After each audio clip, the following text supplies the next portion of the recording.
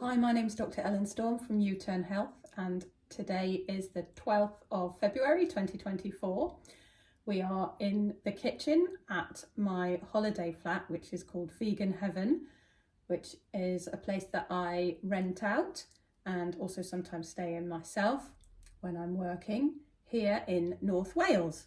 So we are in a place called Ellen Livingston, which is between Bangor and Carnarvon on the North Wales coast, and the area where we are, it looks out over something called the Menai Strait, and then on the other side of that you can see Anglesey, and behind us we have the mountains of Snowdonia. So it's a very, very beautiful part of the world, and I'm so happy to be able to offer this beautiful little flat for people to come and stay in and have a lovely, restful, hopefully peaceful, rejuvenative experience. So that's how I've set it up, and it has, I don't know whether you can see over there, things like it has a juicer and a Vitamix and a little dehydrator, so all good for all your raw food explorations. Also has the usual things like cookers and toasters for those people that want those as well. So yeah, I just thought that tonight I would make some salad like I do every night pretty much, and we could have a little bit of a chat. So do something a bit different. I have this mug. This is my mug, which I really love. It says, it's got pictures of people doing yoga on it, and it says, "You can't pour from an empty cup."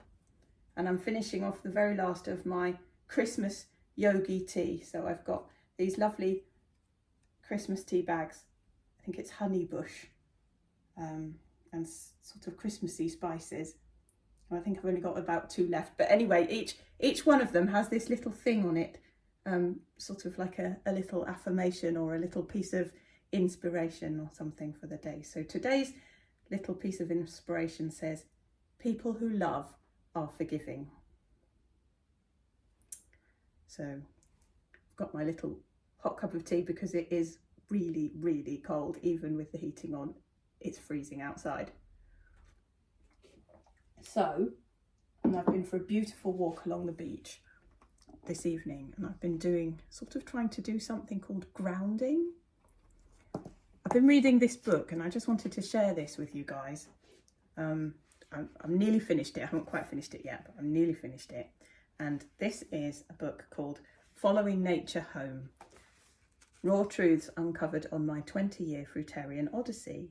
And it's by somebody called Ellen Livingston, who I met at the Woodstock Fruit Festival recently.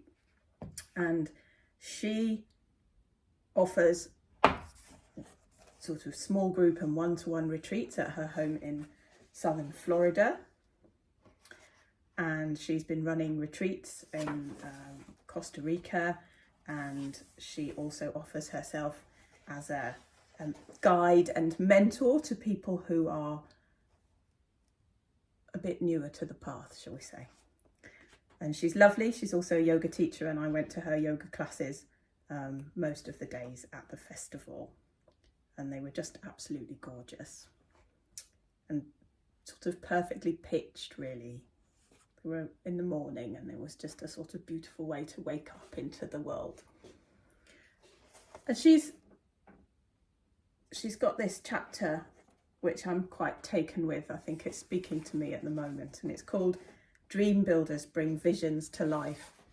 And I thought I would just read a little bit about a little quote from it. I hope she doesn't mind me doing that. But what she said is, "Being a dreamer and visionary myself, I've done some serious thinking about the nature of a dream builder mindset. What does it take? And who do we need to be to bring our dreams into reality? What do people who are able to make their dreams become welcome have in common? I prefer to say make dreams welcome instead of make dreams happen, because it has been my experience that dreams often die young when dreamers rely on force and control in an attempt to make dreams come true." And that really, I just thought that was absolutely lovely, because I think I have been stuck in that sort of sense of, yeah, I've got to kind of make this happen. I've got to sort of somehow force it to happen in relation to setting up my business. And it's not a great place to be, and it doesn't really work that well either. I mean, it's not that I haven't done useful things and made some progress, but then she goes on to, she gives us a quote by someone called Tama Keeves. I hope I've pronounced that correctly. And this really stuck with me, actually. And it says, the day when everything changes is the day when we realise that we're not doing our work to get somewhere as much as to be somewhere right now. We're no longer desperate to land. We're just crazy for the magic carpet ride. The quality of your life is not the amount of things you get done. Quality depends on how much beingness you flood into each experience. So on that note, I thought we'd flood some beingness into the business of making salad. Because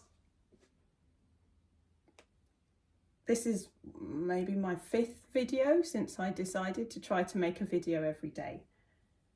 And I might not manage to make one every day, but, you know, just wanted to really try to start to put something. It's not so much about putting something out there. Actually, it's quite a challenge to me because it's making myself kind of vulnerable in a way that I'm not entirely comfortable with. But there is that sense for me of saying, actually, well, we're just going to sort of gently step into a role or a function, if you like.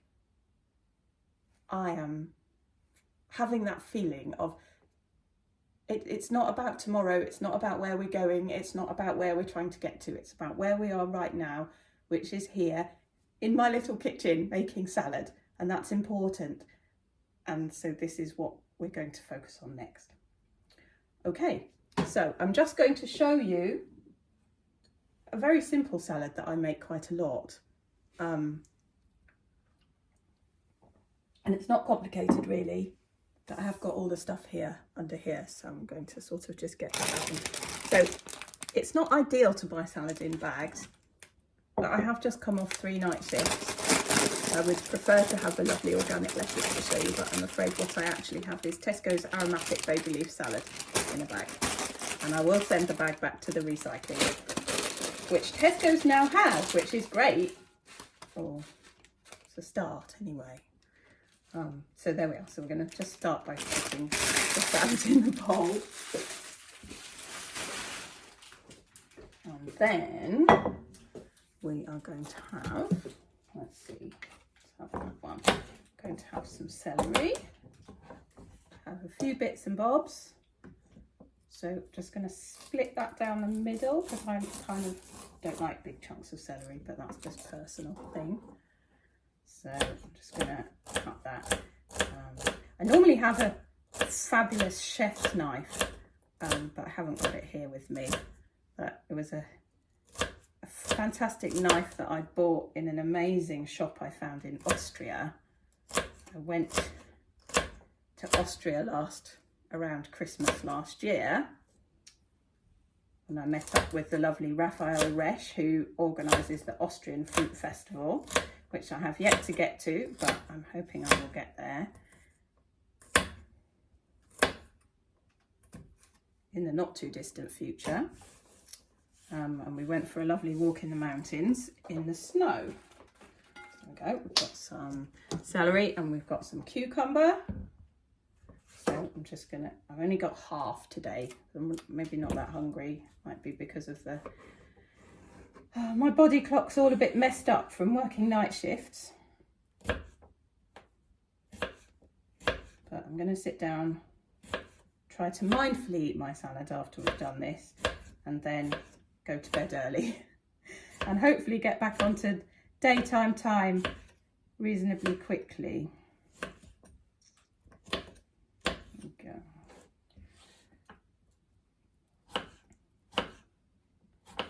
So here we are. Let's just get that done. I'm having difficulty multitasking because my brain is slightly frazzled. There we go. Right, so we've got celery, we've got cucumber, we've got some tomatoes. So I've got these lovely cherry tomatoes here. As much as possible, I try to buy organic. I don't buy 100% organic because it's expensive and not always available. I tend to take a sort of middle of the road view, I suppose, or I think I do, because other people think I'm very radical in my views, but I think I'm extremely moderate. But you can't please everyone all of the time, and I know that I'm not going to please everyone with this salad either. Almost certainly there will be things in it that somebody will think shouldn't be there. But this is kind of the way I'm rolling at the moment. So we've got our tomatoes, and these are delicious, organic tomatoes. And I think that the salad was not organic, but the celery and the cucumber was organic. So I think that's, probably good for us, and definitely good for the environment and the bees and things like that.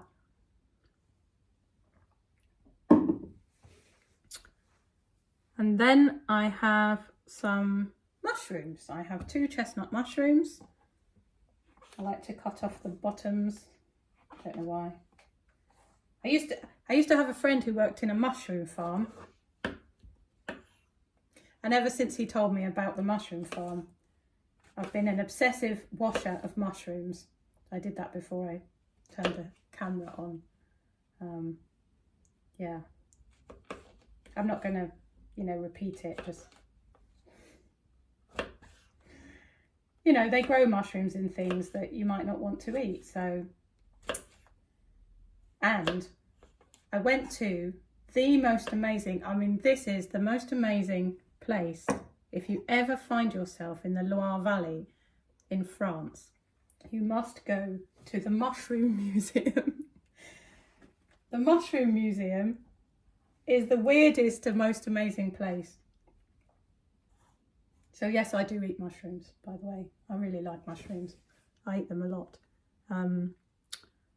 Okay, and then what else do we have? We have some alfalfa sprouts. Again, I ought to make my own. I have done. I own a sprouter. I own 2 sprouters actually, and every now and again I will sprout something. But most of the time I buy these from the health food shop because I'm somebody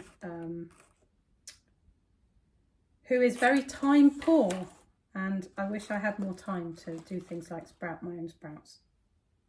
But I don't. So there we go. Put some sprouts on there.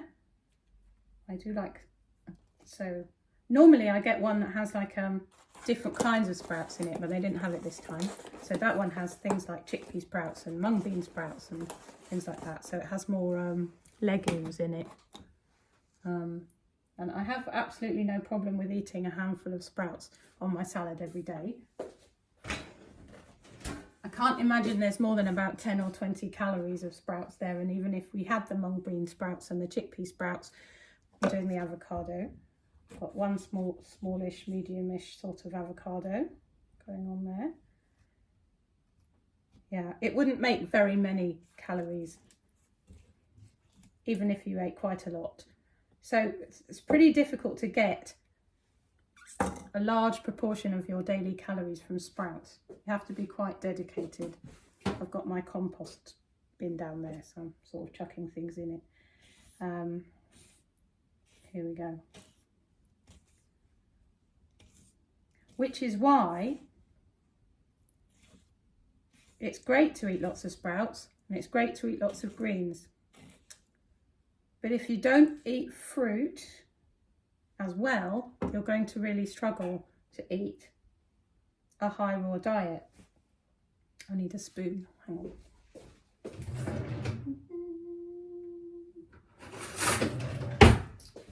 Ta-da, here we go. Okay, don't know if you can see this. I should put it like more there, shouldn't I? And you can see what I'm making. Yeah, so if you don't eat fruit, you've got to get your calories from somewhere. And really, unless you're extremely dedicated to sprout eating, you're going to do one of two things. You're either going to up your fat content, so you're going to eat much more than one small avocado a day, or you're going to eat cooked food because you have to get your calories from somewhere.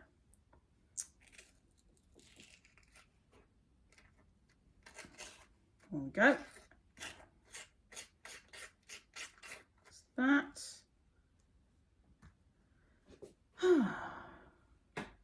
Okay, and that I have two more ingredients. These are the controversial ingredients coming up next.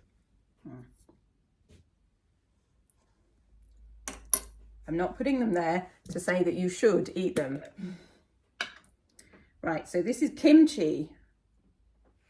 Eaten alive, classic kimchi, raw, vegan, bio, live. I love it. One of my daughters loves it as well. I like that little bit of spice, and it just gives a little bit of flavour to the salad. I don't have a lot, but I'm happy to eat a little bit of fermented food.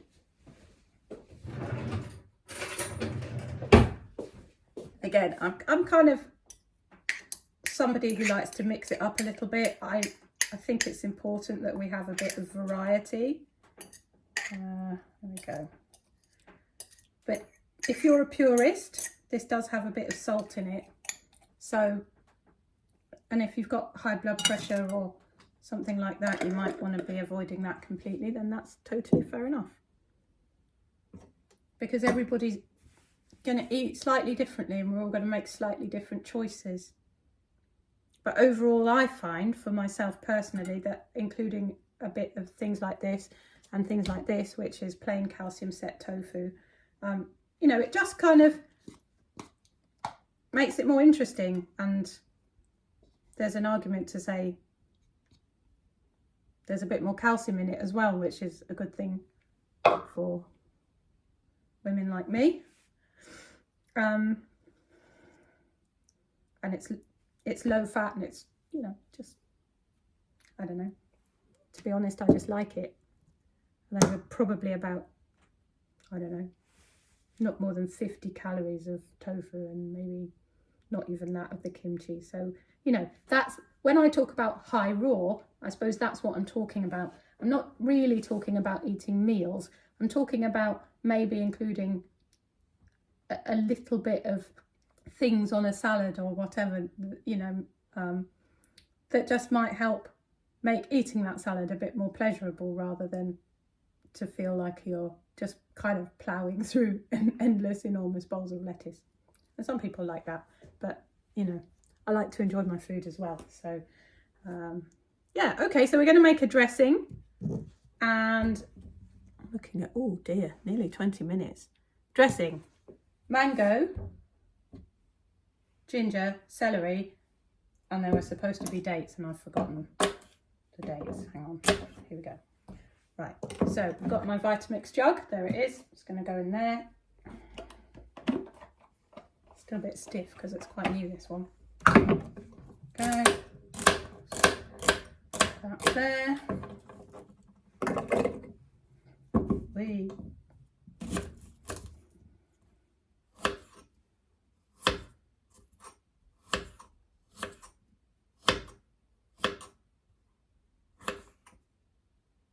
Ginger, mango cutting. I'm just going to show you how I do it. It's different from how other people do it. I've been doing it like this for years, so let's do it like that. So what you need to cut your mango, it's only one way to do it, is a very sharp carving knife. If you have a knife block, like a set like this, I'm always kind of like, oh, what do you do with a carving knife? What if you're a raw vegan, what do you do with a carving knife? Well, here's what you do with the carving knife, okay? So you're going to cheek the mangoes. You're going to take the cheeks off. There we go. So So this is what's known as a cheek. This is the cheek of the mango. Like that. So I'm going to do something silly now. Here we go. Like this. See? They're the cheeks. Yeah. Anyway, so that's the cheeks. And then we're going to kind of cut like that across the top, yeah? There we go. So it looks like that. And then we're going to cut around the sides like this. And if your knife is really sharp and long, you can do that quite easily and quite quickly. And you cut really thin pieces like that off the skin, so you're not actually losing much of the flesh. Probably can't do this if it's a really, really ripe mango with kind of, you know, where it's starting to go really soft. But none of the mangoes we ever get in the UK are like that, really. And in the winter they never get like that either. So this one's quite nice, actually. This was a good batch I found. There we go. Okay, so we do that. Cut it into a few chunks. We put it in there. That.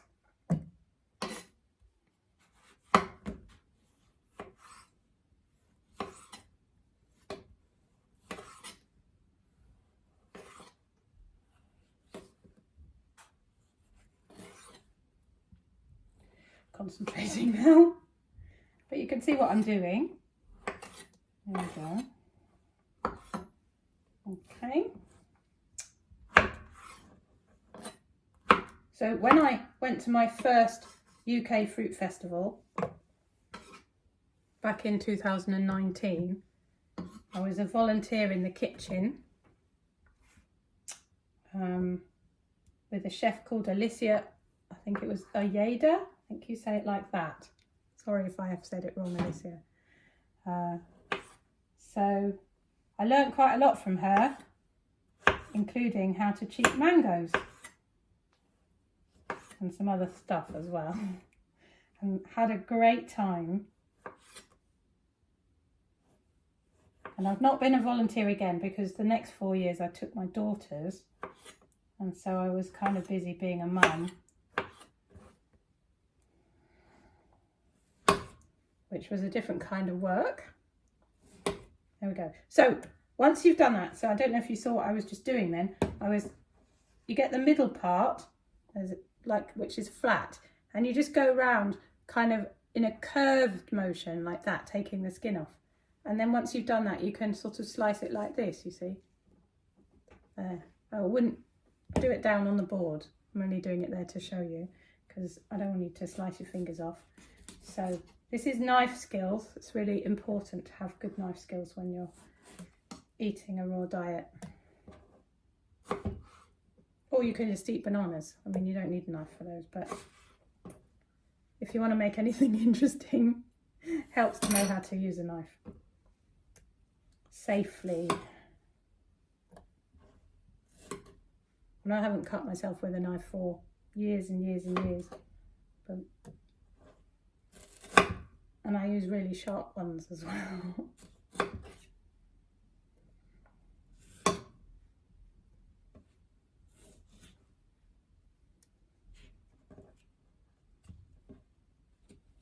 So if you haven't ever learnt knife skills formally, I really recommend that you do that.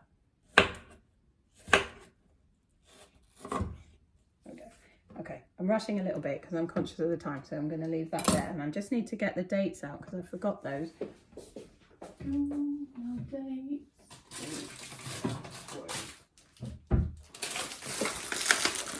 New packet. Well, what should we have? 2? Let's have 2. Don't forget to take the stones out. Ta-da! There we go. And then we're going to blend it. And then we're going to be done.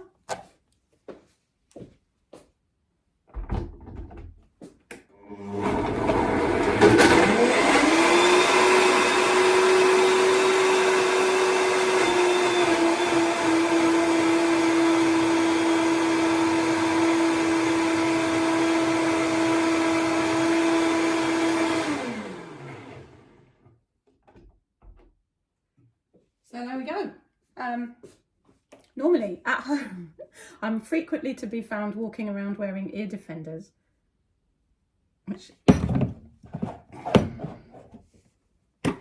we go. I also learnt from the lovely Rosalind Graham, who I believe also teaches about ear health. There we go. That's that. That's really nice. Sort of sweet with the little bit of celery and the ginger. So I'm sort of just going to splodge that on top, and that might not make my salad look so pretty. I suppose we could do it, we could try and do it artfully, shall we? I don't know if I can. It's not really that arty, really. Here we go. Something like that. There we go. Da-da-da. Wait, you know, the thing is, I'm just going to eat it all. And so I'm going to mess my salad up completely. And then I'm going to go and sit down and eat it. Ta-da-da. There we go. So, should we toss it? Let's toss it. I should have kind of put the sprouts on afterwards, I think. But never mind. There we go. That doesn't look so amazing anymore, but I think it's going to taste amazing. It did, definitely. So, let's try it.